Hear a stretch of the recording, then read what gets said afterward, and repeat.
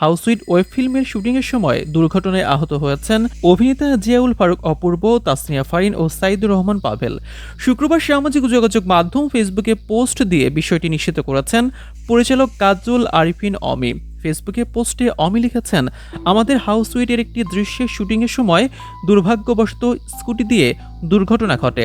দুর্ঘটনায় পাভেল, তাসনিয়া ফারিন এবং অপূর্ব ভাই কিছুটা আহত হয়।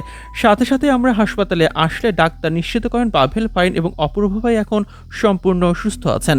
আপাতত তারা হাসপাতালে ভর্তি আছেন। খুব দ্রুত আমরা আবার স্বাভাবিক কাজে ফিরতে পারবো। সবাই আমাদের জন্য দোয়া করবেন। জানা গেছে, রাজধানীর জিন্দা পার্কে শুক্রবার সকাল থেকে চলছিল হাউসউইটের শুটিং।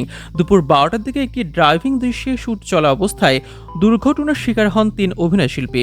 সঙ্গে সঙ্গে তাদের হাসপাতালে নিয়ে যাওয়া হয়। এদিকে 20 ডিসেম্বর প্রতিম ডি গুপ্তর চলচ্চিত্র সিনেমা দিয়ে টালিউডে অভিষেক হচ্ছে অপূর্বর। সিনেমার গল্প কলকাতা শহরকে কেন্দ্র করে। পূজার আগে শহরে একের পর এক মেয়ে খুন হচ্ছে। কলকাতা পুলিশের গোয়েন্দা শাখার একদল অফিসার এই সিরিয়াল কিলিং এর তদন্তে নামে। রহস্য উদ্ঘাটনে সাহায্যের হাত বাড়িয়ে দেয় রহস্যময় এক পুরুষ। এ চরিত্রে অভিনয় করেছেন অপূর্ব।